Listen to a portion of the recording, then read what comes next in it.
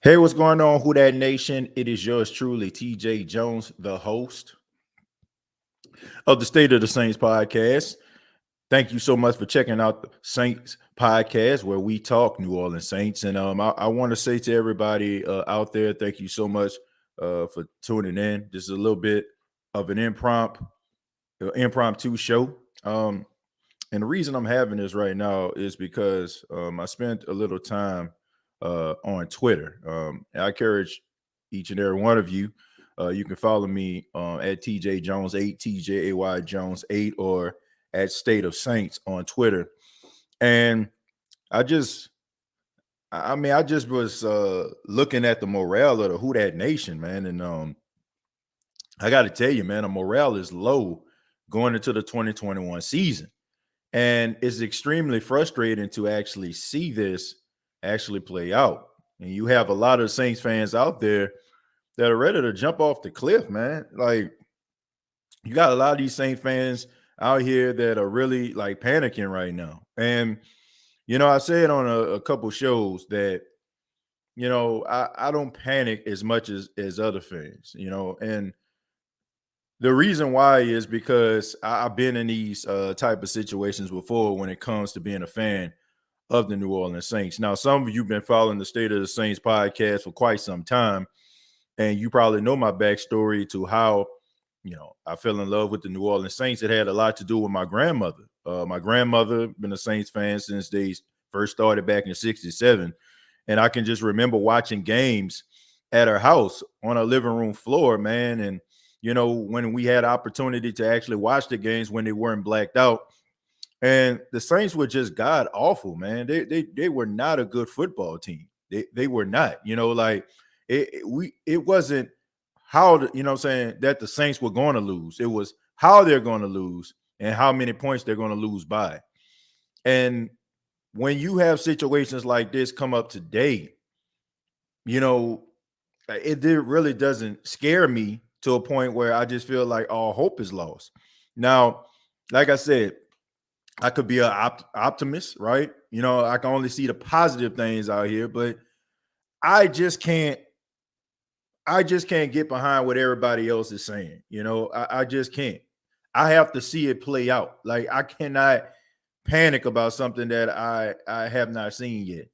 Now, if the season doesn't go according to plan, then we can have shows about it. But I'm optimistic about this season. I think that this team should be okay. Do I think that you're going to see things that you probably have not seen in quite some time when it comes to Saints football?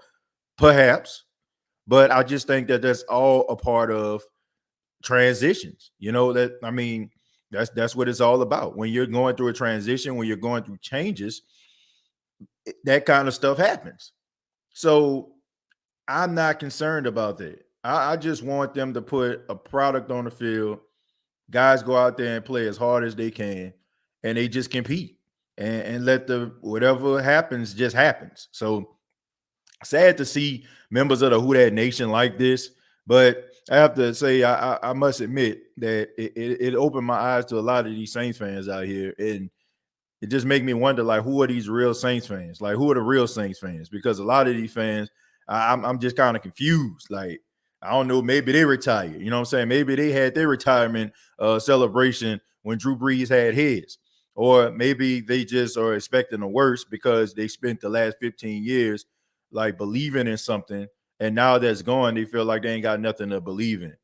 I've been a Saints fan since Bobby Bear, Jim Everett, when Steve Washington was here, Wade Wilson, Billy Joe Hobart, Billy Joe Tolliver. Man, just the list goes on and on. Like, I've been a Saints fan that long, and I'm very confident that this team will be just fine. So for all those people out there, you can pay attention to the talking heads, and these people will tell you, all hope is lost and it's gloom and doom, and the Saints don't have this and they don't have that. But that's fine, But as for me, I'm going to be optimistic until I actually see those things. You really don't know how this thing is going to play out. Might not be as bad. It might be terrible. But guess what, man? I'm still going to be saying who that. I'm still going to be cheering for this football team. And I'm still going to be breaking it down. Like, there's nothing about this football team that just has me like just so afraid. And I guess it was just the fact that I actually seen this team be successful without some very important pieces over the last 2 to 3 years. Like, Michael Thomas missed 9 games last season, 9. And when he was in the game, he was mostly like a decoy. He wasn't even a part of the offense that much. He might get a few targets or whatever, but for the most part, it was just him being out there in order for him to distract the defensive players. And all these other players was out there making plays. So we actually seen this team, like go out there and play without Michael Thomas for 9 games. And if you add on like the games that he was out there just for as a decoy, you have to say, man, it wasn't Michael Thomas last year. I mean, he didn't even register a touchdown in the regular season. Then you have guys like Lattimore, right? We were so afraid about Marshawn Lattimore getting suspended. Well, Marshawn Lattimore missed a couple games last season. He missed the game versus the Detroit Lions. The Saints did fine with P.J. Williams and Patrick Robinson out there, for a couple games where him and Janoris Jenkins were out. We don't have Janoris Jenkins anymore, so it was shown to me that they can actually come up with a game plan to become successful. We've seen them without Drew Brees over the last couple years for 9 games, and they performed at a high level. The defense stepped it up, and they played really well. Some people say, well, what about Sheldon Rankins? Man, Sheldon Rankins has been in and out of the lineup for the last 2 seasons. I mean, he tore his Achilles. Then he had an MCL injury last season. So all of these guys that just are such, beneficial guys, we've seen all of these football players not play at one time or another, and the Saints were just fine. So my question to everybody out there is, why is it that everybody just so ultra concerned going into the season? Imagine how this team was when you actually expected some of these players to play throughout the season and they didn't have them. That goes to tell you and show you how well coached this team is and how well structured they are. Now you got some young pieces that are unproven. Now, I get it, right? You want somebody that's solidified. You want somebody that's certified.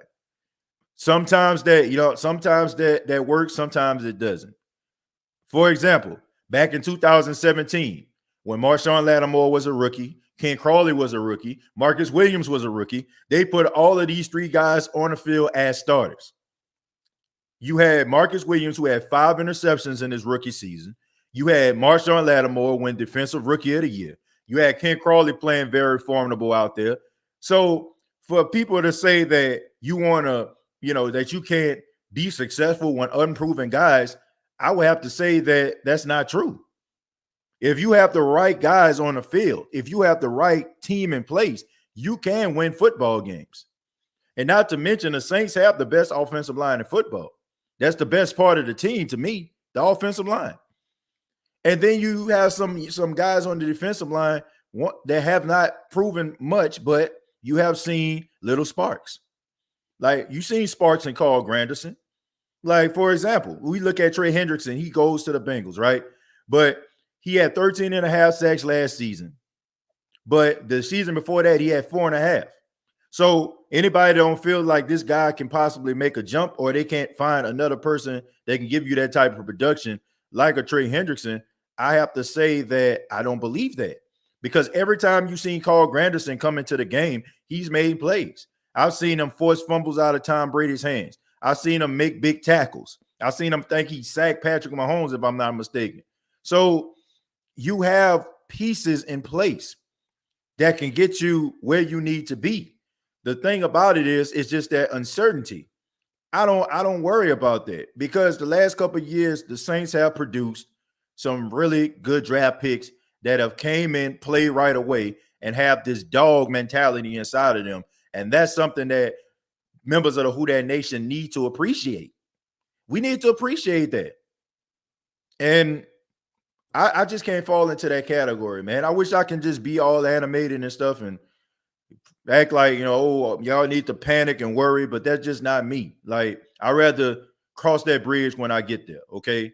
But right now, you know what I'm saying, we standing at the entranceway of this bridge. We haven't even crossed it yet. We don't know how rough the water is. We don't know if we're going to get to the other side. All right. We just panicking because we see a bridge and it's surrounded by water. Right. But you don't know what can happen when you cross that bridge. So let's wait. Let's wait and see. I mean, some people have that approach, some people won't. But if you are one of those members of the WHO DAT Nation that's on the fence, my advice to you would be just to wait and see. We can read some of these comments. I'm gonna start with Chris. Chris says the Billy Joes, oh my God, with Mike Ditka, Dookie the bag years. Yeah, I mean, those were some terrible years. That was during the time when the Saints gave Mike Ditka like way too much, made too much authority on the team.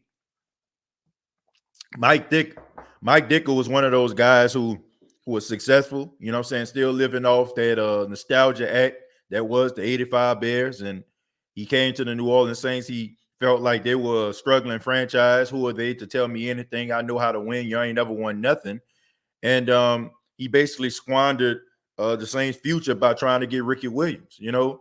And, you know, Ricky Williams probably would have panned out if he would have just naturally came to the Saints.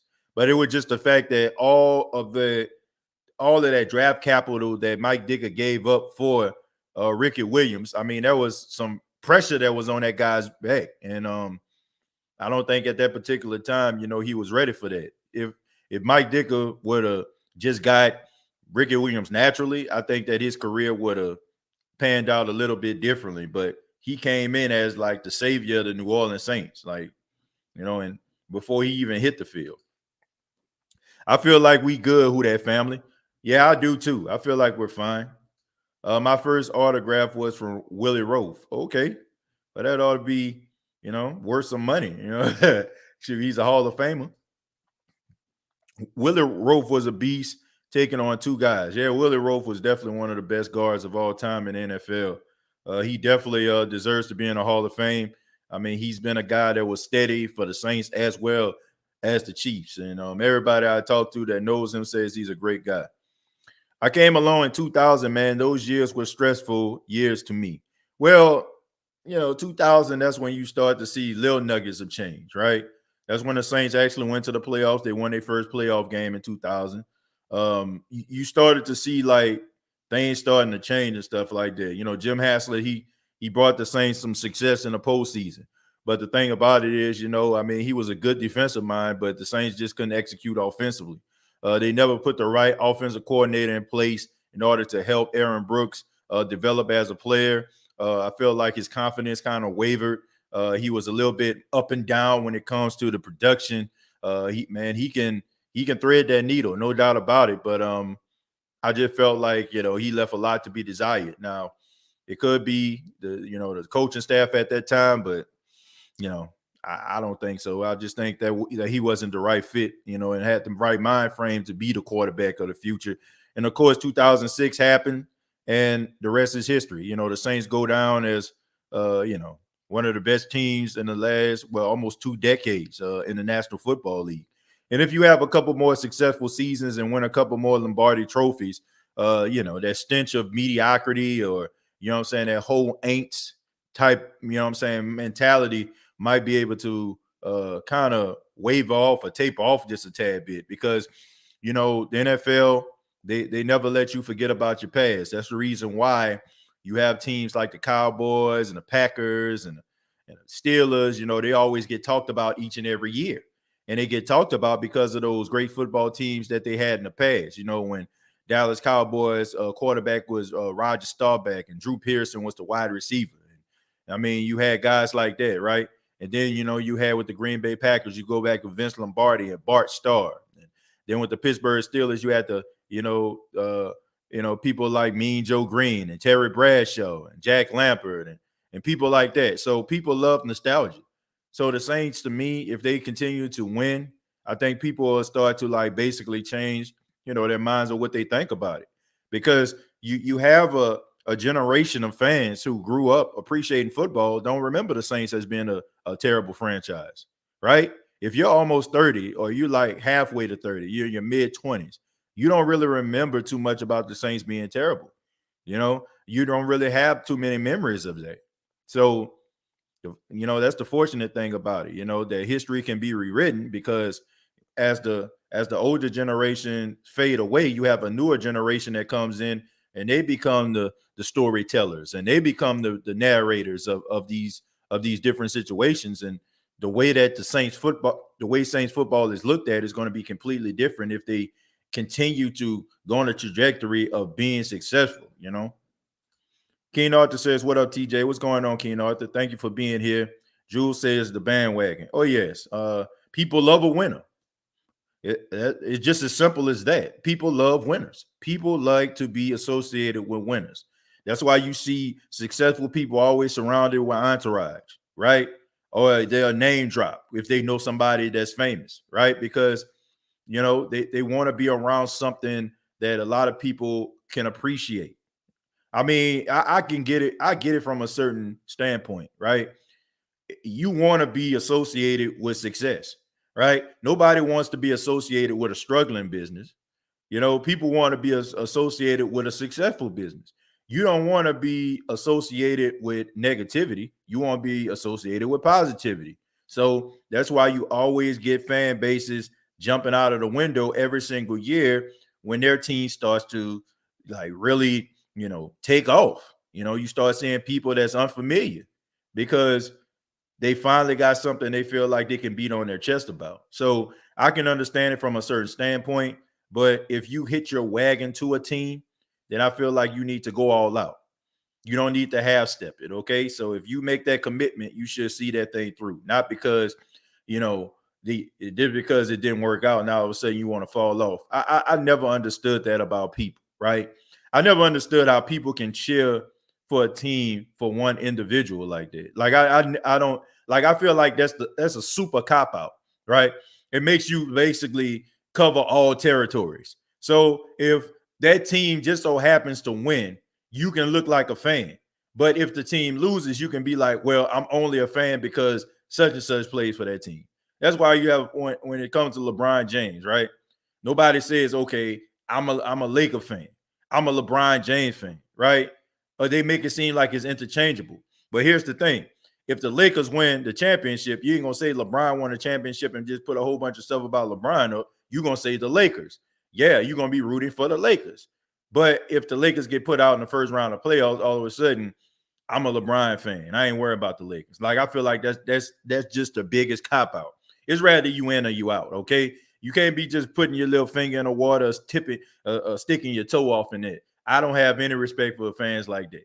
It's rather you in or you out, and you should see that thing through. Let's go to Nick. Nick, thank you very much for the $9.99. Says this is optimism. Like we've been 7-9 before, so if you're a bandwagon, just get off. We don't need y'all. We made it without some of y'all dogs, so we can do it again. Feeling good about this new era. Who dat? Nick, thank you very much for the $9.99. And yeah, you got a good point. I'm interested to see that. I said on the last show, when have you ever seen these many storylines coming through Saints camp? I mean, I've never seen two. Like, you may see like one or two position battles that might intrigue you. Most likely one, right? It'll be cornerback or wide receiver or something like that. Never been a quarterback. It hasn't been a quarterback competition in 15 years. So now, you have something that's different. And I know a lot of members of the Saints media, they have an appreciation for this. Gives them something to write about and gives them some level of intrigue, right? Sometimes if you're writing about the same situations, it can become a little bit vanilla for you. But to give you a whole different canvas to write and create and illustrate things, I guarantee you, if you love your job, if you love broadcasting, you're like or media work or writing columns. I mean, you're like a kid in a candy store. Already read that one. I'm not even a Saints fan. I enjoy your show, bro. Jules, thank you so much, man. I appreciate it. I know you're a Ravens fan, but I appreciate you always being here, always supporting the podcast. Thank you so much. Jules also says he's listening. DLP says Saints have plenty of talent. It's just a matter of certain players stepping up. Guys like Malcolm Roach, Carl Granderson, Traquan, Cesar Ruiz, Troutman, Bond, and many others. Well, DLP, you have a good point. And I think that people need to pay attention to this point. You have these guys that were rookies last season that couldn't really take part in some of these activities that were in the offseason. Like you didn't have Adam Troutman working out with a quarterback. You didn't have him working out with Drew Brees in the offseason. You didn't have that because guys couldn't come in contact with each other. It was when COVID was in its infancy and we were still trying to figure things out. So people weren't moving around. And of course, everything was virtual. So you had a lot of these guys learning to become pros and trying to go through the motions electronically, which is, never heard of. I mean, that's unheard of, unprecedented, if you will. So now you have these guys going into their second season. They have off-season activities. They're able to work out with some of these coaches. They're able to work with strength and conditioning guys, and they're able to get themselves into shape and in a position where they can actually come out the gate making some noise. I mean, practice makes perfect, right? You know what I'm saying? The constant reps makes you better at what you're actually doing. If you don't have that opportunity to get those reps, of course, you're going to struggle. That's why, to me, I think like last year, we should have gave some of those rookies for the New Orleans Saints the benefit of the doubt. Like guys like Cesar Ruiz, like I can give him the benefit of the doubt. Adam Troutman, if he left a lot to be desired, I mean, he got better as the season went on. You can tell like he started to develop as a blocker, and a pass catch. He got his first touchdown against the Buccaneers. So you actually seen that. But if a guy isn't hitting the field and he's struggling a little bit and he doesn't get you, he's not where you want him to be, especially being a rookie coming into the NFL, with COVID and all that stuff going on. I think you can give them a pass. I'm interested to see some of these guys in their second year, because right now in your second year, I don't feel like you have an excuse not to have developed, right? You have a year under your belt. You're no longer a rookie anymore, right? You have an off season, so you're able to work out with some of the best and brightest when it comes to diet and nutrition and health and wellness and strength and conditioning and what have you. So you have all that at your disposal. So there's no excuses for you not to be able to hit the ground running, especially since you had some game time. The game shouldn't be that fast for you. Game should have slowed down for you. And, there's no excuses for that. None. So you should be able to do what the team asks of you and more. Chris says, because when we got Sean Payton and Drew Brees, we got spoiled because we never had a great offense in the franchise history. I mean, Drew couldn't play forever. He's first of the greatest quarterbacks in NFL history. Yeah, and that's the thing. When you reach prosperity, when you have prosperity, rather, it's hard to let that go, right? You want to keep on having it. That's why, you have guys out here who have those guilty pleasures, right? You know what I'm saying? Like, let's just say, for example, you go to the casino, you win big. You start to get that itch. You want to go back again because last time you were there, you feel like a winner. And you keep on trying to play, trying to get that same feeling. And what happens, what happens when you lose a little bit, right? You start to panic. You start getting confused. You start getting angry. You start getting frustrated, But when you're on top, you felt good. When Drew Brees was here, it made us feel good because we had that safety blanket. We have that utility blanket, right? What I'm saying? It was comfortable. You know what I'm saying? It's like that kid who has that stuffed animal, right? Like my son, Paxton. Pac-Man, I bought him this sloth, right? It's this sloth. So every time, I give him a bath and, what I'm saying, I'm putting lotion on him and stuff like that, he grabs Stevie. We call him Stevie the sloth. And, what I'm saying, if he's crying or something like that, or he's confused, I grab Stevie. What I'm saying? I put the little animated voice on there and it gives him comfort. Drew Brees for years was our Stevie. You know what I'm saying? Like, he was our Stevie the sloth. He was the one that gave us comfort. No matter what the situation was, no matter if the Saints were down by 1 touchdown, 2 touchdowns, 3 touchdowns, we always felt like we were in a game. Now you take that away. Now we're so confused because we don't know what these other guys have to offer. But the wheels of the NFL are going to keep on turning, regardless to who is going to be here. Because one day, Cam Jordan is not going to be here. One day, Alvin Kamara is not going to be here. And Michael Thomas and Marshawn Lattimore. And you're going to have to change these guys out with guys that you feel like are adequate to play that position post those individuals. So It's fine. You know what I'm saying? Drew Brees has given us some great moments in a Who Dat Nation. He has. He has given us great moments, made us feel ways that we have never felt as Saints fans. And I will forever appreciate that. But I'm in no means just throwing in a towel and not believing that the Saints can't find lightning in a bottle once again. I'm not going to accept the fact that the Saints can't find prosperity again. You know, I just don't believe that. I believe that this team has been structured to win post Drew Brees. I think they have the right coaching staff in place. I think they have the right cast of characters in place to help them make this transition when it comes to leadership, when it comes to locker room leaders, when it comes to guys playing on the field and putting forth their best effort. And as long as they have that on the football field, then I feel like the Saints are always going to be in contention. Now, you might see a little bit of lacking. You might see some throws that you wouldn't normally see, but you still would see a formidable product on the field. And as a Saint fan, I can appreciate that. But what I can't appreciate is guys just half-stepping. But I don't think that you'll get that. I haven't seen it in the last 4 years, and I don't think you're going to see it now. I think guys are honestly going to rise to the occasion even more because, like you said, Chris, you don't have that utility blanket that's Drew Brees. The only comfort that you can have is going to have to come for you doing your job.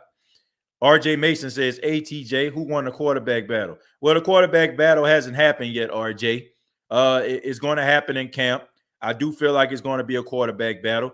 I do feel like Sean Payton is going to give these guys a fair shot. And I think that's what's best. You give these guys an opportunity to go out there and perform, right? And let the best man win. RJ also says some haters, as always, are got something to say. It's still Who Dat Saints Nation. Yeah, I mean, look, let them talk. Let them talk. I have no problem with other teams talking. I mean, I don't expect other teams to come up in here and cheer for the Saints. You know, like that's the reason why you're a fan of the other team. But I don't know what they're thinking. If they just think that the Saints just gonna fall off the face of the earth, I mean, it would have to be something catastrophic in order for that to happen, in my opinion.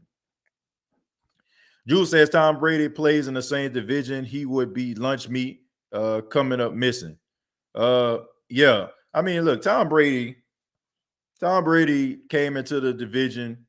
You know, he started to get hot towards the end of the season. After that bye week, I mean, I can't even talk, man. He did a really good job.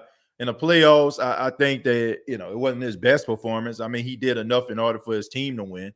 But a lot of that, you know what I'm saying, was because of that defense. That defense galvanized that team. Now, you can say that Tom Brady was the fire starter, right? It's like playing pickup in 1998 and Michael Jordan is your teammate, right? Come on, man. I got Jordan on my squad. So all I got to do is do my job and I'm straight. I know I got a chance to win. So that's the way I look at it. So if you combine, like, it's one thing to think that you're going to win. Like when Carson Wentz is your quarterback, you think you're going to win, right? When Kirk Cousins is your quarterback, you think you're going to win. Even Matthew Stafford, you think you're going to win. But with Tom Brady, like, there's a really strong possibility that you're going to win. So there's nothing that will galvanize a team or galvanize a person or thing more than confidence, you know, knowing that, you know what I'm saying, you actually have a shot at it. What up, TJ? Did you see the baby picture I sent you? No, John, I didn't see it. I'm sorry. I didn't get a chance to look at it. No, I didn't. I have to check it out. Where'd you send it to? What did you send it to my email? Facebook? Where'd you send it to, man? Goldface says this is a black and gold. You stand tall or don't stand at all. That's what I'm talking about, Goldface. Thank you for being a supporter. And you're absolutely right. You know, you got to see things through. You know, you can't just quit, you know, when things get hard. That's not the way it works. You know, I hope that ain't how people run their life. So Michael Thomas not playing. And he's going to be out for a couple of weeks. Okay, he's going to be out for a couple of weeks, so we're going to have to deal with that. Is this more so rebuilding mode? E-Prime, I don't want to say rebuilding. I would say retooling. Anytime that I feel like they're retooling a team, I can understand if somebody looked at it as a rebuild. Anytime that you are trying to replace the most important position on the field and quarterback, then you can say that it's rebuilding.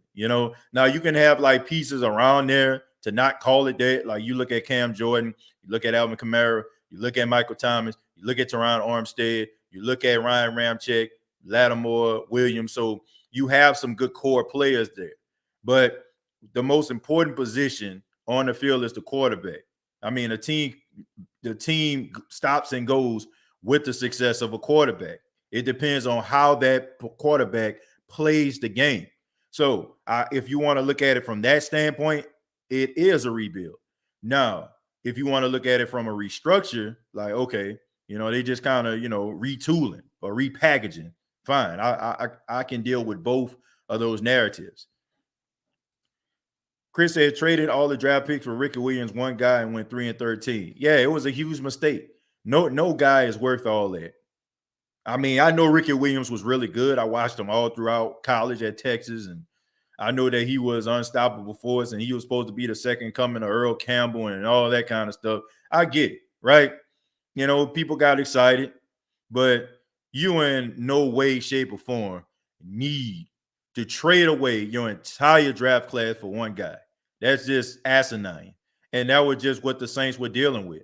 They were so desperate to get that stench of pathetic off of the uniforms and off the seats of the Superdome. They were willing to do anything they can possibly do to work, but it backfired on them. I think that you should give guys leverage, but it should never be to a point where a person just feels like, oh, you just need me or something like this. You can't be like this thing like, you can't let no coach come up in here like he Ike Turner or something like that. Like he get mad at Tina Turner talking about I made you a star, you wouldn't be nothing without me, or some old David Ruffin type stuff. Like you want just a guy that's confident in his abilities, but at the same time, he understands that this is an organization taking a chance on him. I think with Mike Ditka, I think that his ego was as big as Texas and Alaska combined. I just think that he had that success in the 80s. He used to have all these different endorsements and commercials, and he had the whole Saturday Night Live segment, when they used to say the Bears, that made him real popular. And I just think he let that stuff go to his head. And then you go to a struggling franchise that doesn't have a history of winning. You just feel like they need to listen to me, shut up, because y'all don't know nothing. And if that's the case, I don't care how many games you won. I don't care how many Lombardis you hoisted up. You can't play for me, because I never want anybody to feel like they better or bigger than the team. Because if you feel that way, there's nowhere in the world that team is going to want to play for you. So I can completely understand why things kind of backfired on the New Orleans Saints when Mike Ditka was the coach. Okay. I mean, you got to humble yourself. Okay. Players can smell a phony a mile away, and they can smell an egomaniac and a guy that doesn't appreciate them as individuals or as, but outside of playing football, they can smell it. And when they realize that you don't have their best interests at heart, they're not going to play hard for you. Thus, 3-13. 985 Live says Mike didn't hardly play last year and we did good. Yeah, exactly. That's why I don't understand this whole fear factor that everybody has. That's why I don't understand that. I don't understand, like, I can understand if it's something you never seen, right? The unforeseen future. Like, you ain't seen it happen. If you nervous about the quarterback position, fine, right? You okay, whatever. But you have seen the Saints win games without Drew Brees. If you nervous about Michael Thomas, like, I don't think you should be that nervous, because you know that success and wins are attainable without him and some of these other guys that are on the team. So I think you should have a level of nervousness for maybe the unknown or the future, but it should never just be to a point where you just feel like all hope is lost. Because if you were looking at this objectively and really just think about it, you actually seen some of the worst case scenarios happen, and the Saints still weathered the storm. DLP also says Mike Thomas being out is one thing, but if we can't play defense like if we play defense like in 04-16, then we will be in trouble. This is why front office needs to add another cornerback, defensive tackle at least. DLP, that's a good point right there. I think that the Saints actually made some strides. Okay, I think they actually made strides defensively, and the reason I feel that that was the case was because it wasn't a revolving door of defensive coordinators. Dennis Allen has brought stability to the defensive side of the football for the New Orleans Saints. When you have a guy that you understand his verbiage, his language, his mannerisms, what he actually expects of you, what he wants from you, and what the scheme actually is, guys can actually grow in the scheme. Guys can actually grow as football players. When you have a guy that's a defensive coordinator 1 minute and then another guy and then another guy, it's hard for guys to develop that chemistry. That is why I always look out for guys and have an appreciation and respect guys like Alex Smith. People will tell you Alex Smith was the first pick overall and he was picked before Aaron Rodgers. But what they wouldn't tell you is he had 7 offensive coordinators in 7 years for the San Francisco 49ers. So, excuse me. Got choked up right there. But anyway, I have an appreciation for Alex Smith.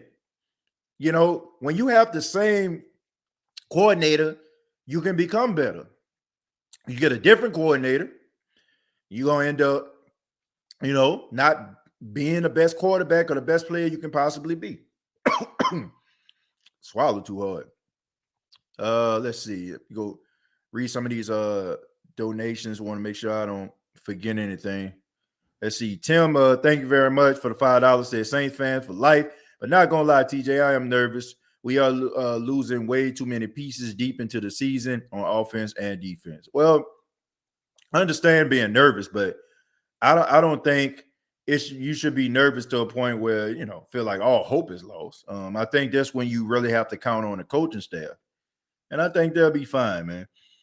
I think they'll be okay.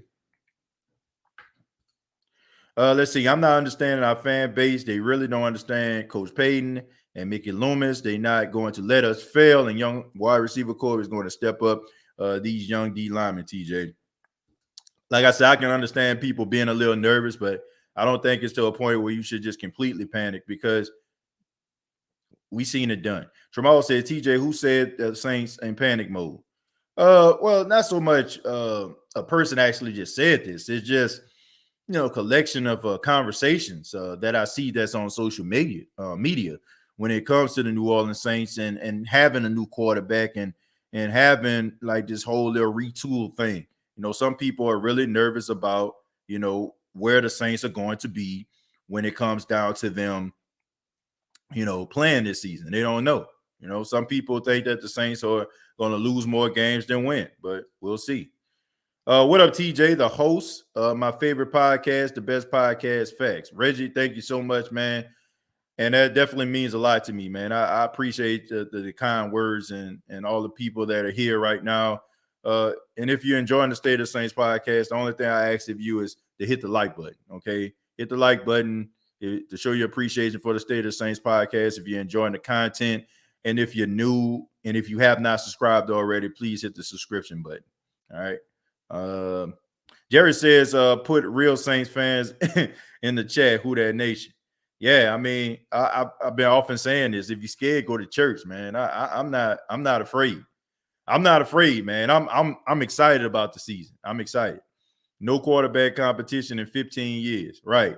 And that's another thing, Jules. I mean, how many teams can say they didn't have a quarterback competition in 15 years? Not many, not many. TJ, we should ground and pound and work the play action with great defense that will easily keep us going till our guys get back, and even after that.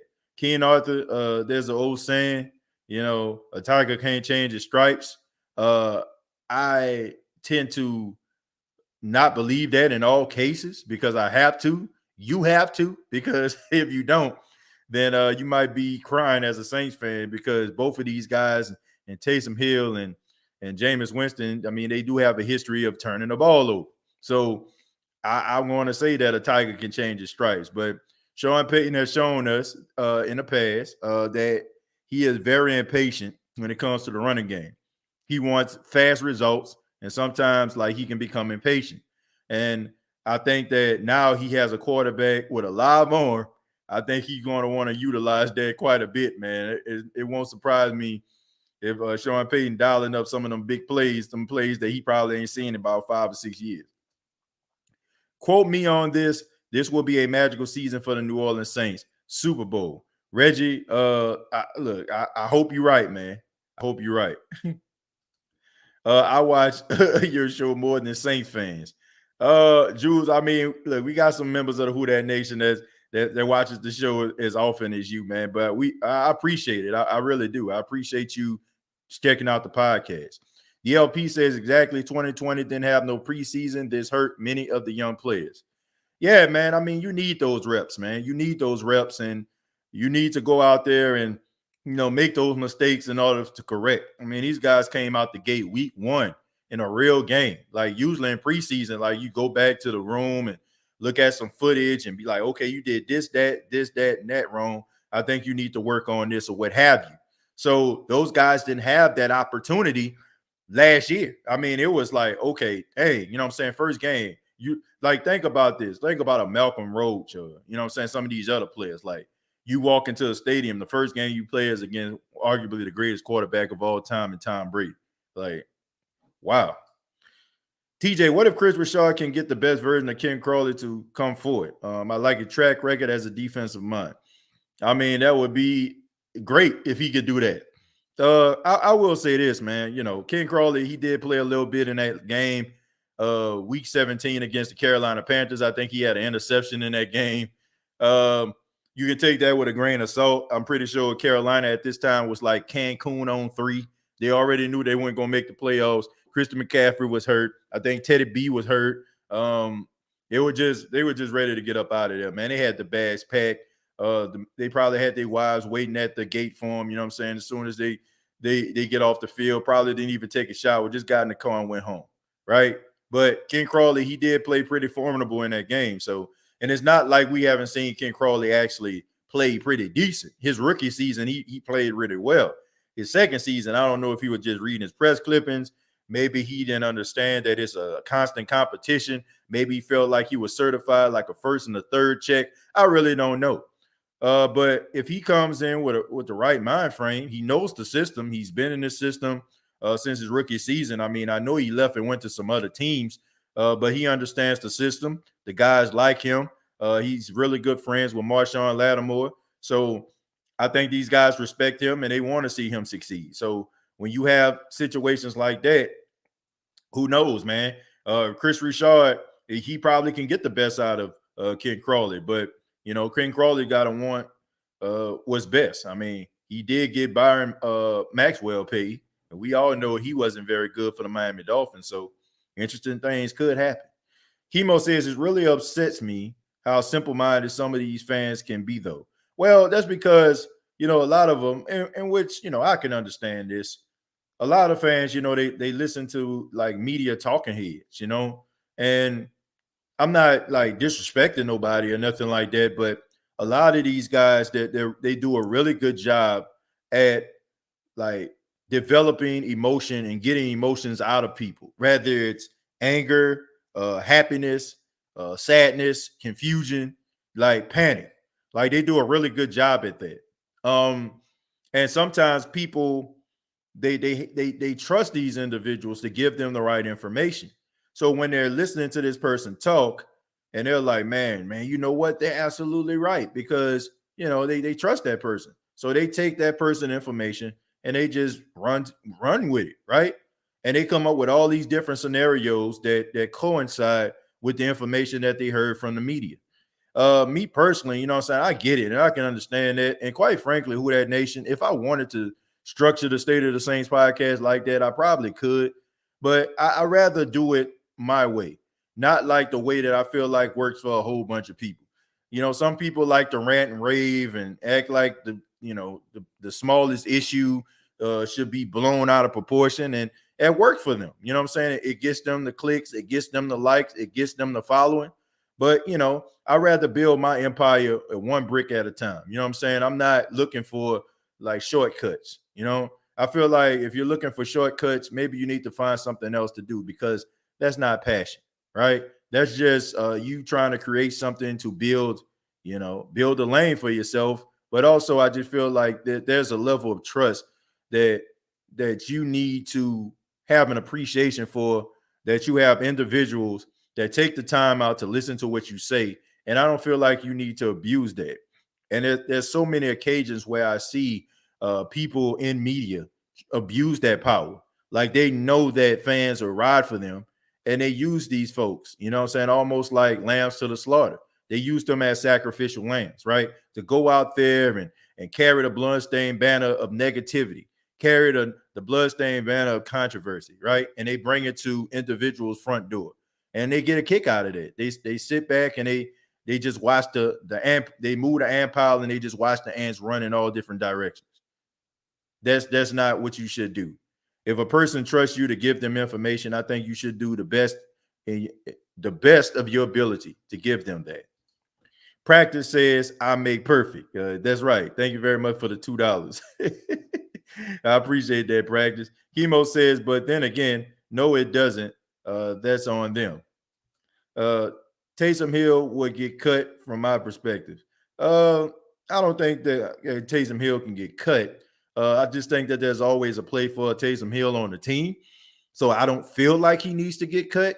But I do feel like if he doesn't get that starting job, I think that this might be Taysom Hill's chance to really salvage his NFL career by just embracing the multifaceted role that he has had since he's been a New Orleans Saint. I think that's going to make him a lot of money. I think it'll keep him in the league, and he might be able to create a lane for himself, which it seems like he's done. He's gotten guys like Tommy Stevens drafted.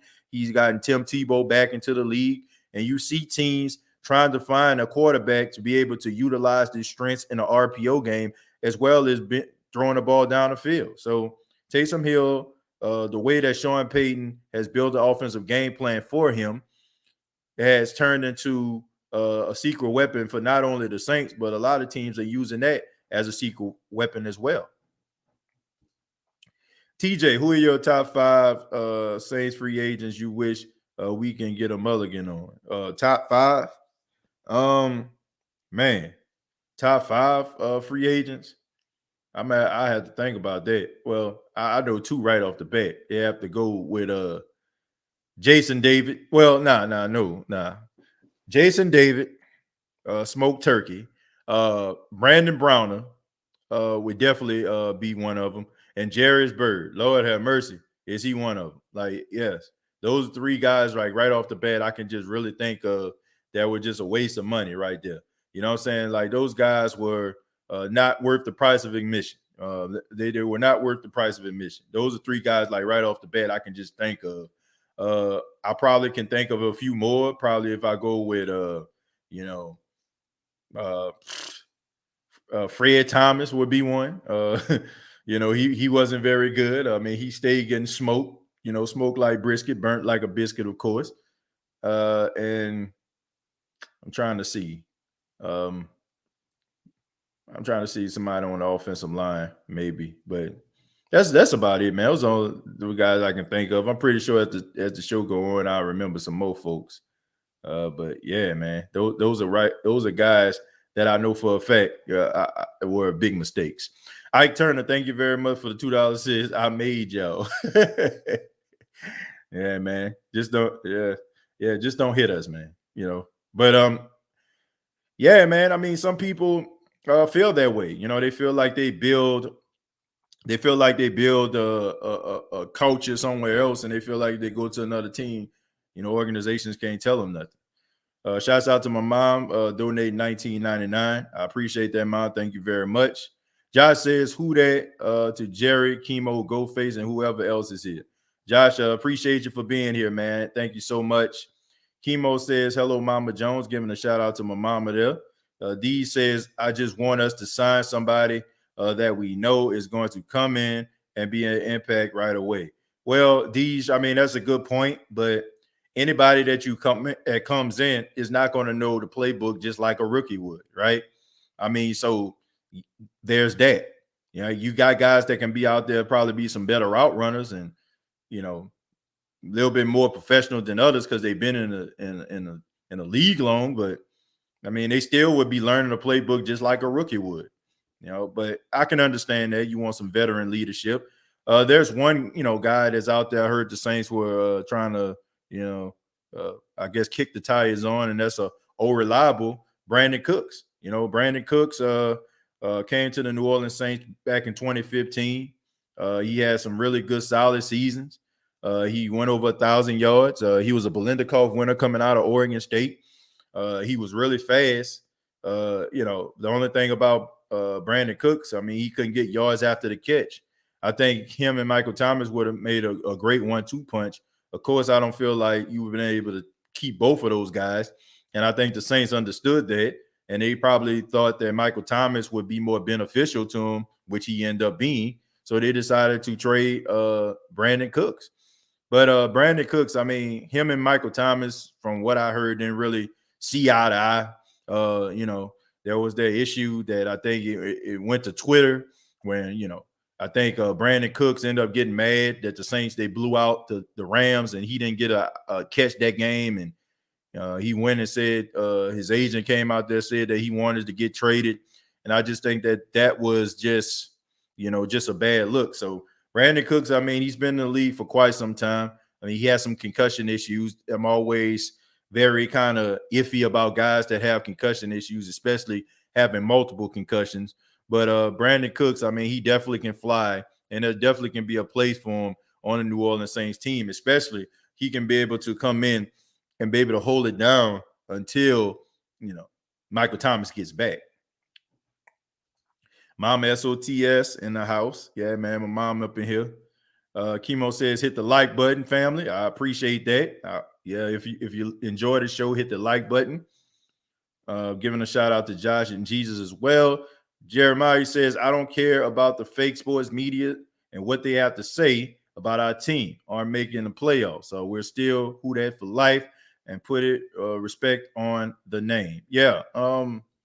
I don't care about what the national media is saying. I already told you on several occasions about national media and how they do things. It's all entertainment for them, man. They just want to entertain you. And, that's the reason why they're coming up with these one-liners and yelling and busting blood vessels every single morning and not drinking decaf. And I don't know, man.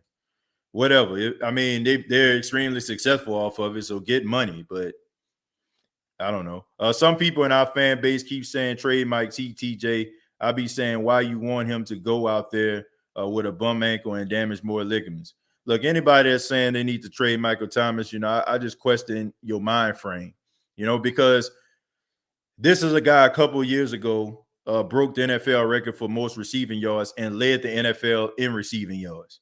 And yet he turns around and has a little bit of bad luck over the last year and a half. And all of a sudden, we just want to throw the guy away. I really don't understand that. And it's just sad that we have fans in the WHO DAT Nation that are so quick to give up on a guy. I really can't stand that conditional support that fans give to these players. That's why, like, if a player is doing good, I think you should appreciate that player. You know what I'm saying? Like, if a player goes down, like, it happens. It's football. That's the way football works. You had some people out there, they were trying to get rid of, Alvin Kamara. Alvin Kamara came out there and said, I was playing at about 71% all season. And people didn't believe him. He came up with all these different conspiracy theories, like he missed Mark Ingram. They used to do interviews together. Now he ain't doing no interviews together. He feel lonely. Huh? Like, seriously? Like, this is the kind of stuff that people were saying. Like, this was the kind of theories and that was the kind of stuff they were saying, like, to I guess to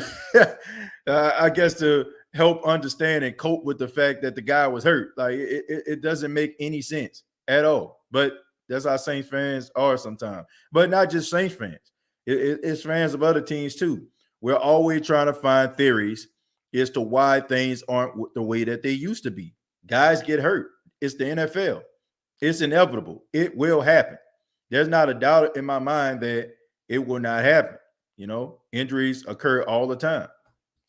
Josh says Carolyn should change her legal name to Mama Jones. Y'all call her that enough, so I'm pretty sure she goes by that anyway now. Josh also said, oh yeah, he already well, this is another one. He says Carolyn should change her name, legal name to Mama SOTS. Well, she's already Mama SOTS. You don't need to change her name officially for that. She knows that. And shouts out to my mom listening right now. I appreciate that. Cartier says, Ain't era over, Ghostface. Well, I don't believe that. You know, I often say this, man. You know, teams that have been failures for many years, they don't understand the concept of a rebuild. They don't think that is humanly possible because you know they've been failing year after year after year, and then when they get a little bit of prosperity, they just think that we here. Well, you have a couple of pieces in place, that's fine. But great teams, good organizations find ways to win regardless of circumstances and situations. Now, I'm pretty sure you're a Tampa Bay Buccaneers fan, but I have yet to see the Tampa Bay Buccaneers not win when they ain't got all hands on deck, right? I mean, that's just the way it was. Before Tom Brady got there, if they missed one piece, if one person wasn't there, if one person didn't show up, then they would have lost. But the Saints, in all different type of scenarios and all different type of situations, find ways to win. That is a recipe for a successful team. Other teams, they just hope that everybody stay healthy enough in order for them to make a run. So I trust the team, I trust the process, and I think they're gonna be fine. Strolling down a little bit, folks. Take a few more, and then we're gonna get up out of here. Call it a evening, okay? If you're listening live right now, TJ, these people out here head first, man. They canceled the Arthur show we grew up on. Man, dang, they didn't cancel Arthur. Wow, that's a tough one right there. But I mean, all things must come to an end, man. Arthur been on TV for about 20 plus years. You know, he had a good run, man. So shouts out to, Arthur the Aardvark. I mean, time brings on a change, man. I mean, they got enough episodes to be in syndication over and over again. For some reason, I found myself with a bunch of fans, diehards in our group. Or you said with a bunch of fans, diehards, and yeah. I mean, look, people love the Saints here. You ain't about to find like a couple Fickle fans. You know, you don't really have too many Fickle fans here like that. I rarely ever. I see people like a little bit confused and afraid, but it's never to a point where they just like, man, I give up. You know. Yeah, but I mean that's true. Faith-based workplace says Golden Tate would be nice. Yeah, Golden Tate would be nice. I think that he would be a good fit for the Saints. Think that he'll be able to make some noise. They're nuts about the value of Howard. Yeah, man. Xavier Howard, he came out, venting his frustrations about the Dolphins organization, and this is no surprise to me. Listening to Rashard Matthews, who came on the show a couple months back, he played for the Miami Dolphins a couple years ago. He spoke very candidly about the Miami Dolphins organization and how they were structured. So this is no surprise to me. And so you got to keep your star players happy. You got to keep them happy, and it don't seem like they're keeping them happy. So maybe you need to go to greener pastures.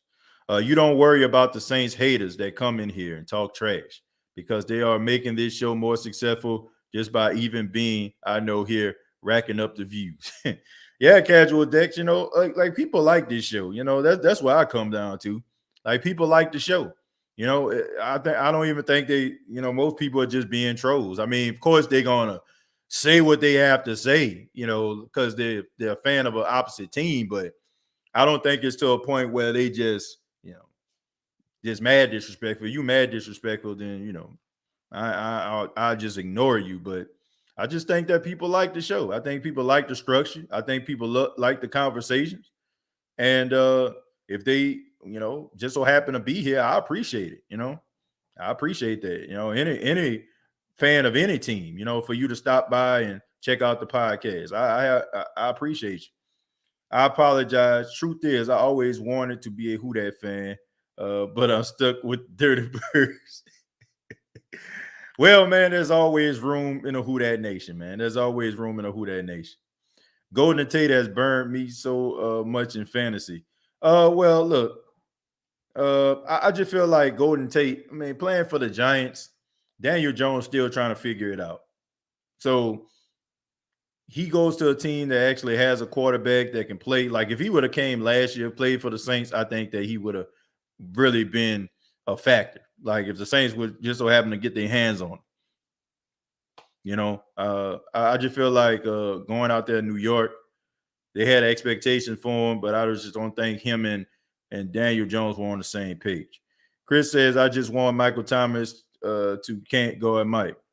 Yeah, you know, he'll get back on the field, man. But I'd rather have him on the field at 100% than 50%, 60%, or him to have a strong chance of re-aggravating, his ankle. You know, I'd rather him sit on the sidelines and we wait on him, than him to come back too early, end up hurting himself and be out for the season this time. Clay says Kamara seems like he don't care as long as he gets his money, yet he still balls out. Yeah, man. I mean, look, Alvin Kamara looks at football exactly what it is, a job. Like, I don't think he takes football like super serious like how some people do. Like, I think he's wired enough like to do it. I think he puts the work in to be successful, but it's almost like you're doing a job, right? And when you have a job, you try to find the best resources that you can in order to help you do that job well. When Alvin Kamara, I just feel like, he's not a football player. You know what I'm saying? Football is just basically what he do. You know what I'm saying? Like that's just what it is. Like once he take that helmet and stuff like that off, he go home. I'm a regular guy. You know, he feels like he's just a regular guy with an extraordinary job. That's how I think he feels about it. And that's cool, man, because I think his laid back demeanor is one of the main reasons why he's one of the best players in the league. You know, I think that his laid back demeanor, how he carries himself, helps him out a lot. All I want is we get to win in 2021. I sure hope Jameis Winston is going to be a real starting quarterback. We'll be just fine at the moment. Well, I think that Jameis is putting the work in to be that starting quarterback. So if the videos we've seen is any indication on how he's going to look or what he's actually doing to improve, I think he'll be just fine. What up, DJ? First time I caught you live. Really love your content. Julian, thank you very much. And appreciate you checking out the show, man. I appreciate you being on the live show, man. So thank you very much. Chris says they not real fans. TJ, they don't understand football. Yeah, I just think that if you cheering for a team conditionally, then you're not really a fan. You know what I'm saying? You just you just on that bandwagon. You know what I'm saying? You just trying to play in a band. You know what I'm saying? You just seeing a band marching down the street and you just picked up the trumpet or whatever like that. You don't even know how to play the trumpet, but you just moving it with your hand and putting it next to your mouth like you playing. You know, too many masquerade trumpet players in the Who Dat Nation. You know, if you are, then you will be exposed. We're gonna see, man. We're gonna see. I would like to see a Dez Bryant reunion. Well, I think Dez Bryant wants to continue to play. Like he put out a letter too about him wanting to play. He feels like the NFL kind of blackballed him, you know what I'm saying, and basically gave him this stigma of being an issue. It didn't help the fact that he actually played for the Dallas Cowboys all those years. And of course, we know that the national media is in love with the Dallas Cowboys. If Jerry Jones ties his shoe, the media is going to be talking about it and make a debate about it. So I think that if he would have went somewhere else, he probably would be playing in the league, but playing on such a high-profile team as the Dallas Cowboys, coming in with a little bit of trouble, coming out of Oklahoma State, I mean, they smelt that blood in the water, and it was ready to attack. And unfortunately, all the attacks piled up, and now people look at him a certain way, probably of no fault of his own. Damien says, hey, TJ, I really do laugh when trolls come in, Who Dat Nation, get at them. But me personally, I think a lot of these trolls really be slick Saints fans. That's why I don't pay no attention.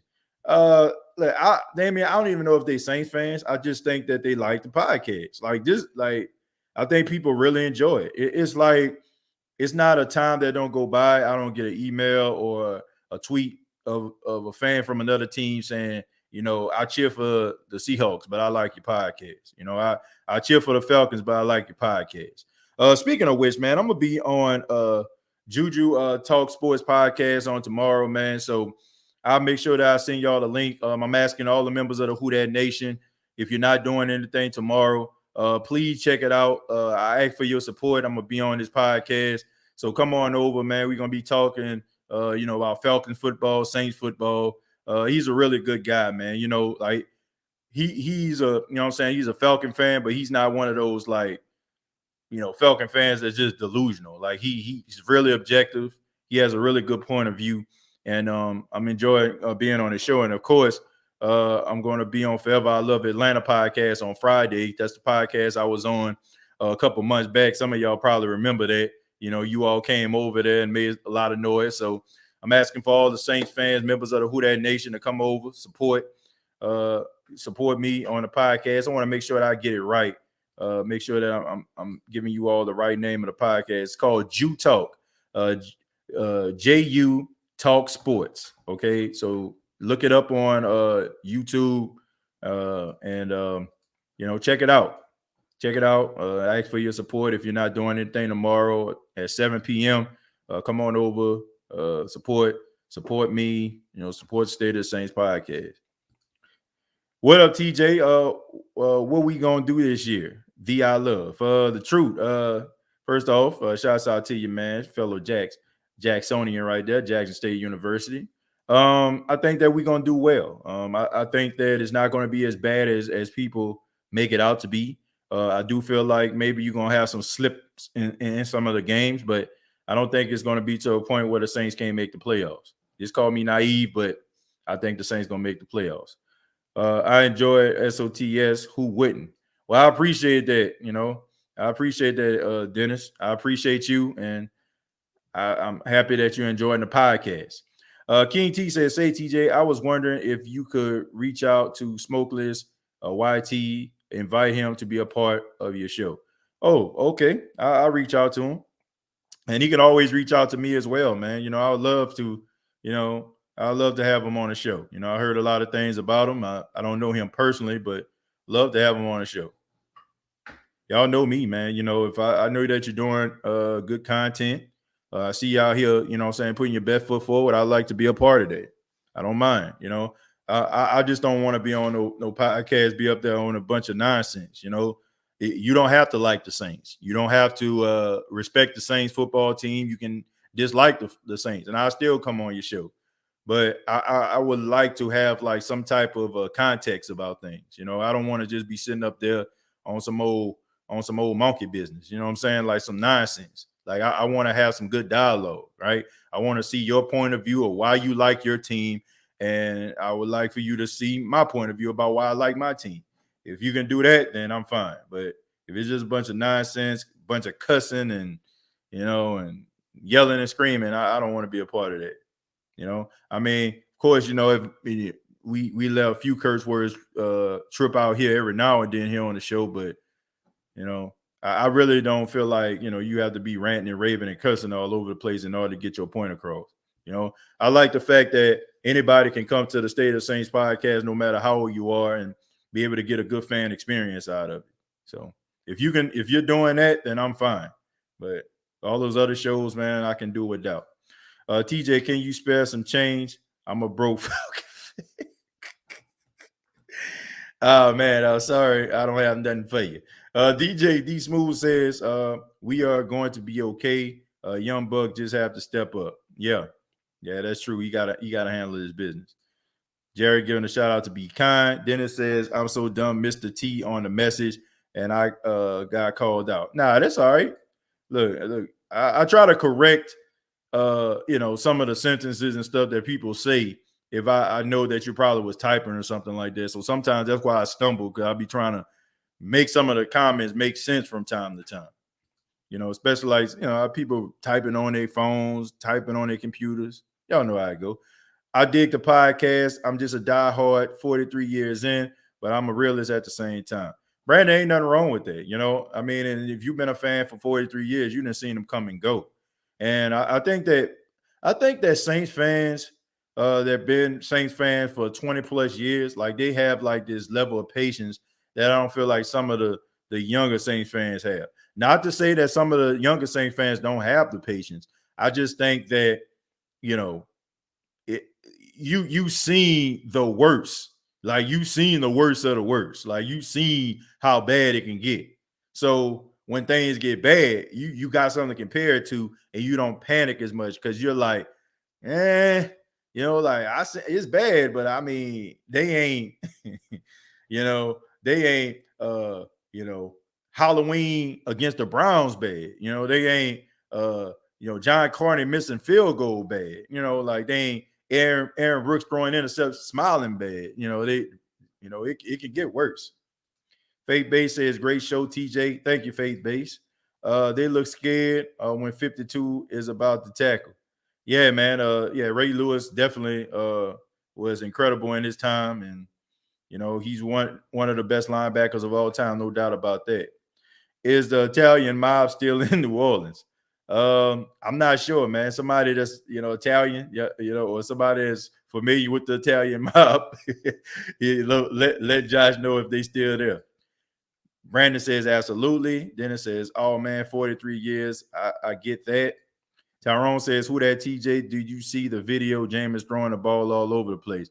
Yeah, I've seen quite a few, but if he came out with a video in the last couple of days, I probably have not seen any latest of his videos, any late videos that he put out. Josh, in some places, what's up? Dennis said that like, you know what he's talking about. I'm scared of him, man. My mom says, please let's show up and support our host. Yeah, man. If you're not doing anything tomorrow, Jules Sports Talk, follow him on YouTube. Check it out. I'll be on this show. Josh says, you're becoming the most beloved mama on YouTube. Yeah, man. My mom is extremely supportive of the podcast and always coming up with different ideas. And I mean, she it means a lot to me, that my mom supports me the way that she does. I mean, she always support me in every venture that I've done. But I mean, just to know that she's in the chat, and I mean, she worked all day today. I mean, she's in the office, she working, she gets off late, and what I'm saying, she winds down and is around 11 o'clock her time, and she's still watching the show. So that's I appreciate that. All right. If you're watching it live, it's probably 11 p.m. Central Time, is midnight here on the East Coast. So thank you so much. And I appreciate it, man. Thank you. Jerry says, awesome show, TJ. Thank you, Jerry, for always supporting the podcast. I appreciate that.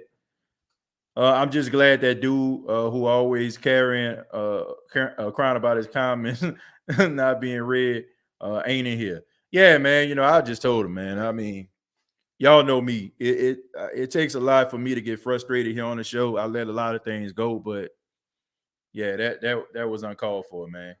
That was uncalled for. What about that miracle play in Jacksonville? Then John Cornyn shanked the extra point. Yeah, Chris, I mentioned that. I mentioned that, the lateral.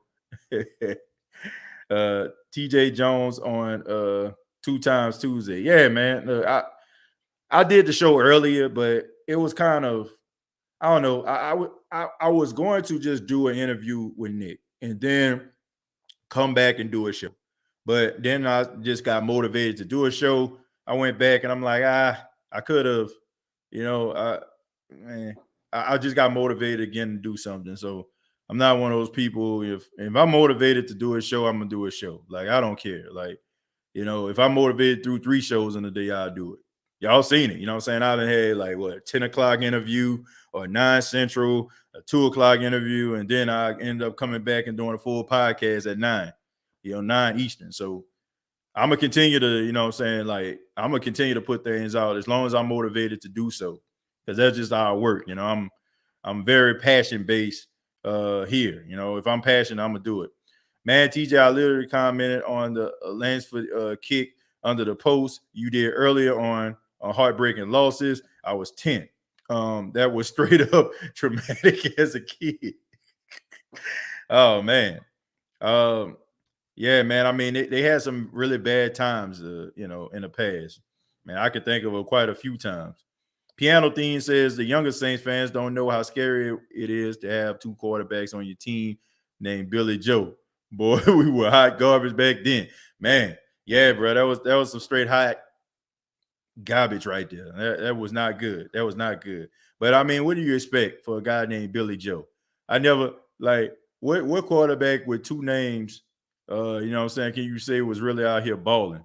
You know what I'm saying? Like who came out there? You know what I'm saying? Even Joe Willie, you know what I'm saying? Even though his name was Joe Willie Namath, he went by just plain Joe Namath. You know what I'm saying? Like, you know, if you just have two first names, I'm automatically just thinking that you can't play no ball.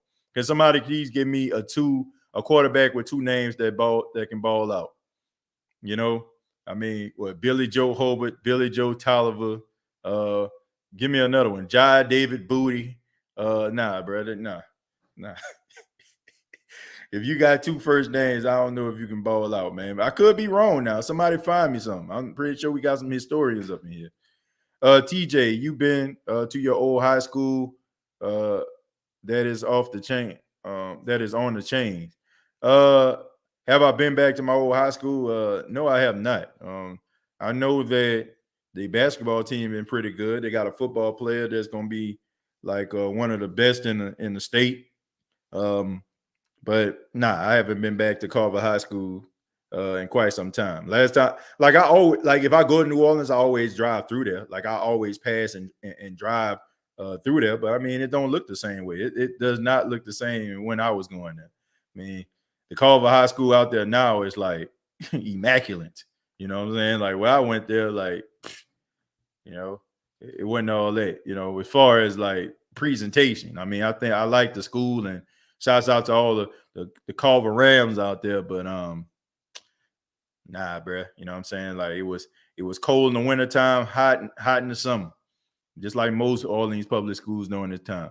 I think Jameis is going to be good. Okay, I think so too. I think he'll be fine. The show is 6 o'clock New Orleans time. Then TJ, yeah, that's right, Damien. That's yeah, I gotta make sure I say that. Yeah, I'm on Eastern Standard Time. It will be 6 o'clock Central Time for you all. For those that are on Central Time. Some people are probably on the East Coast like me. I know Piano Dean is out here in South Carolina, you know, and a few more people that's out here on the East Coast as well. So I want to say Keen Arthur is on East Coast time. I think he in Atlanta. Well, not Atlanta, but Georgia. So yeah, you got a couple of people that's part of Who Dat Nation that's on East Coast time. He said Ricky Bobby. Well, I mean, we're not talking about fictional players here. We're not talking about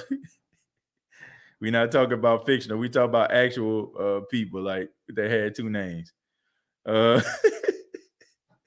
Josh says, do you take your shirt off and twist it around your head when you go to New Orleans? No, that would be North Carolina, right? That'd be Charlotte. Yeah, that'd be Petey Pablo, you know. Yeah, I think if you're in Charlotte, you'll twist around your head. But nah, I don't do that. Nah. Let's see. My little cousin graduated from there. It's one of the better schools in the city now. Boy, how things have changed. Because when I went there, it was one of the worst. Right? Fell around. I graduated in 91. Yeah, man. I mean, look, there's a lot of Ram pride out there. That's one thing I will say. If you graduated from Carvor, like there's a sense of pride, man. I mean, I know people I graduated with, man, they still meet up and have picnics and meet up at bowling alleys and all that kind of stuff and have get-togethers. You know, they buy shirts and all that kind of stuff. It's this camaraderie. And you know, you can appreciate that as being an alumnus of the school, but you know, I'm not fortunate enough to go down there, you know, and live down there like some of my other fellow, you know, Carvor Rams. But you know, they're embedded in that. You know, they go to all the basketball games and stuff like that. And I can remember, you know, individuals I went to school with growing up in the Desire Project, Florida, Press Park. You know what I'm saying? Little surrounding areas on Etna and you know, and St. Ferdinand and all that kind of stuff, man. So yeah, I remember all those places. There was some, you know, and that's why I went to school with. You want to know real pain? I spent my birthday watching the NFC Championship game in 2019. Ooh, yeah, that was pain right there. Yeah, I'm in Atlanta. Okay, all right, Keenan. I know I wasn't I wasn't sure if you. I knew you was in Georgia, but I wasn't sure if it was Atlanta or not. Yeah, Petey Pablo. That would be Petey Pablo. I mentioned New Orleans in the song too, TJ. Yeah, on the All Cities version, but the original version that put Petey Pablo on the map was about North Carolina. I mean, he said a bunch of cities on there. So yeah, you're definitely right. If you're acknowledging the all city version of Raise Up, then yeah, he did mention New Orleans. Nichols. Yeah, man. My brother, EJ, he graduated from there, which at the time was changed to Frederick Douglass. My uncle, shouts out to my uncle Jerry, he graduated from Nichols. My mom went to Nichols, I want to say freshman year before she ended up going to John Mack. So yeah, man, my family went all up and through there. I even spent my freshman year at Nichols, that was Douglass at the time. So let me see, Aberson class 03. Yeah, I had a couple of friends I knew that went to AE. Desire, Florida, Press Park. Yeah, man. I mean, those were the places and individuals that went to school with me. Louisa Street. So y'all know what I'm talking about. Sidney Collier over there back there. Yeah. I remember the gas station, what I'm saying, on the corner. Now I think it's a St. Rock Seafood over there, right before you go underneath the bridge. And I can see that. I mean, man, Rob, I'm telling you, you ride down Louisa Street, you pass Sidney Collier, then there's this gas station, you go through the light, you go over the overpass, under the overpass, then you got that railroad track. Hopefully a train ain't coming that keep traffic about 20 minutes. And then you go through from underneath that bridge, and then that's their first light. Now, if you go straight, you'll end up like heading towards the Gentilla Wood Mall. But at that light, if you make that right, they had that Kmart over there, right? They had the Soul Train Fashions. So that's my old stomping ground right there, man. That's I can remember that so vivid. I remember catching the Louisa bus, going home. I remember catching the Broad bus. I remember all those days, man. Those some good times right there. That was life was simple before bills and kids and all these other stuff came up. Can we have a pep rally before games this season? Vicky, that's a good idea, but I feel like New Orleans Saints Live, they do such an outstanding job. I don't want to steal nobody else's thunder. And if you don't follow their page, go to New Orleans Saints Live. Like he streams all the games. Okay, they stream all the games over there, and they do a good little WHO DAT pre-celebration. So I don't want to steal their thunder over there, and I don't want to like take away what they actually doing, because they do an outstanding job over there. And I do take a look at his channel, especially like when I can't get some of the Saints games. I couldn't get the Saints games, I want to say year before last, and I was checking it out. I was fortunate enough to get the Sunday ticket last season, right? So, but yeah, New Orleans Saints Live, that's the place to be at. They go live over there. All that's gone. Yeah, I know. I mean, what? Gentilla Wood Mall is Walmart now. That Kmart, that's gone. Across the street, I think they got that Winn-Dixie. That Winn-Dixie always been there. Soul Train Fashions. I remember when Soul Train Fashion was on the same side as the Winn-Dixie. It was like directly across the street before they actually moved to that little warehouse across the street. I remember when Payless used to be on that corner. Now, and I remember when the Athlete's Foot was there. I don't know what it is now. That Burger King has always been there on shelf. That daiquiri shop always been there on shelf. That McDonald's always been there on shelf. That Dollar General wasn't there. Yeah, so yeah. I remember, man. I remember like it's yesterday. I really do. I remember everything that was there. I don't know why I can remember that. I remember like walking down the street a couple blocks down. They had the Walgreens that used to sit on a corner. Then, of course, you have the New Orleans Theological Seminary that's over there. That's what my grandparents and my mom them used to get our Sunday school books for church from. So, yeah, man, I remember all that stuff. Said Winn-Dixie is gone now. Wow, man, that's crazy. And the daiquiri shop is still there. Okay. I mean, I know that daiquiri shop. That daiquiri shop ain't going nowhere. Shoot, that parking lot still be on smash. I knew that wasn't going nowhere. You know, but I had a friend of mine, man. Rest in peace to Sean Chanu, man. He actually ended up getting gunned down at that Burger King over there off Chef, man. That was one of my good friends right there, man. I went to elementary, middle, and high school with him, until I transferred to Carvor High School. That was a good friend of mine. I know his sister watched the show. Shouts out to Sheena. I mean, I'm pretty sure everybody knows Chanu, man. That family was deep, man.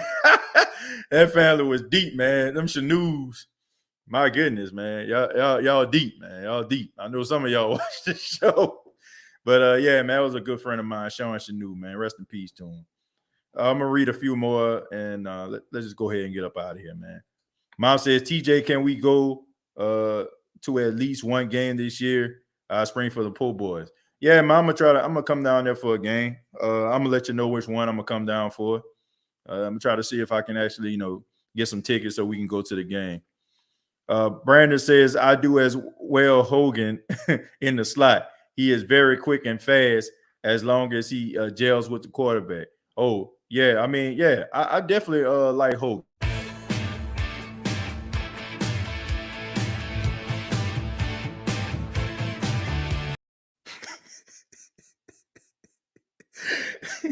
Now, if you watched the show early, you knew I was going to do that. Daiquiri Shop still there on the Legion Fields, and Robert E. Lee still there by UNO. I would say Uno.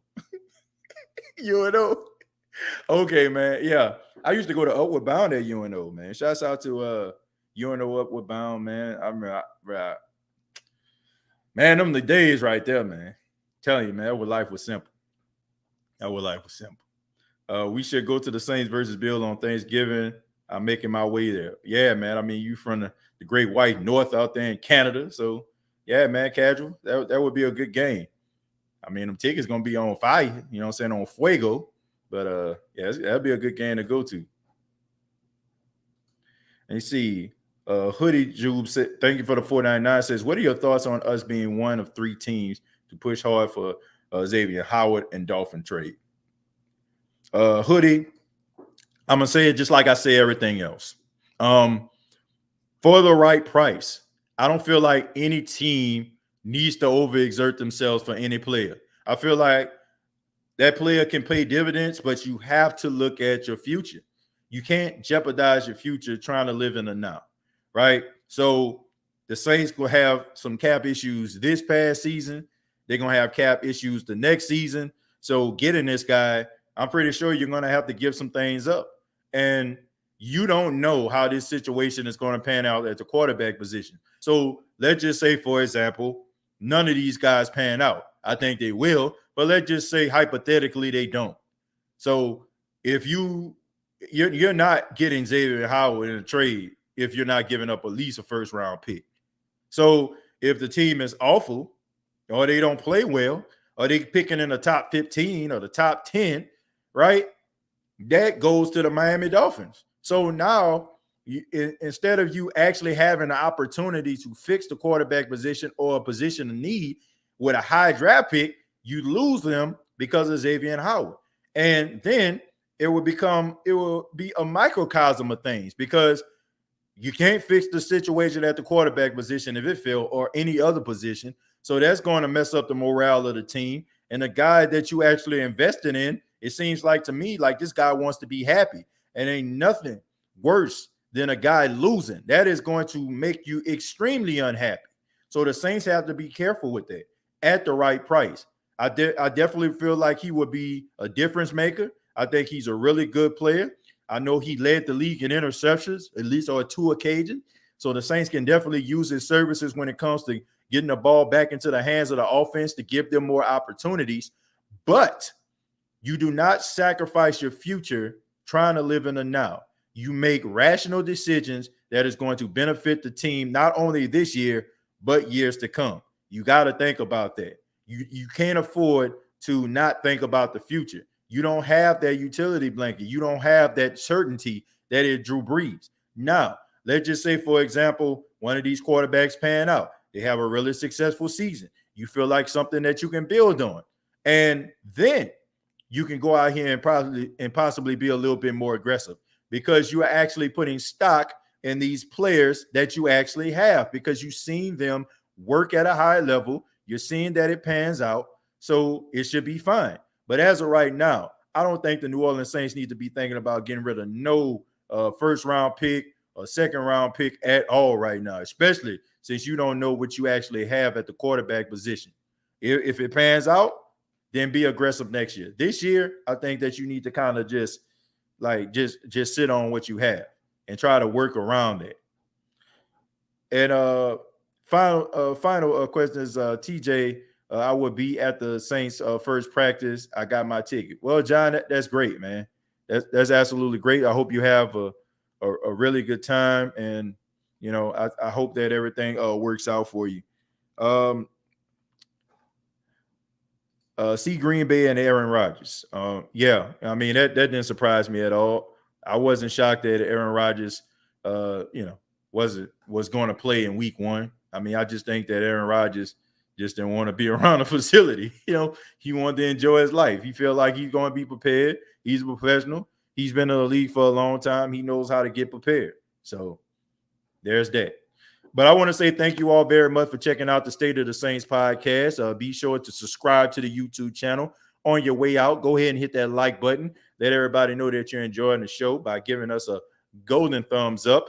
And also previous episodes available on iTunes, Spotify, iHeartRadio, Anchor FM. Thank the fine sponsors at Manscaped, the official sponsor of the State of the Saints podcast. Of course, you already know you can use the promo code State of Saints. You will save 20% off of your purchase. That once again, State of Saints, just like it is on the screen there. And also check out Facebook.com, search the State of the Saints podcast. You can follow me on social media. Thank you for those that have been following me on Twitter. You can follow me on Twitter at State of Saints, and also on my personal Twitter page at TJ Jones8, TJAY Jones 8. Y'all have a good morning, a noon, night, whenever you're checking out this podcast. And like always, all I got to say is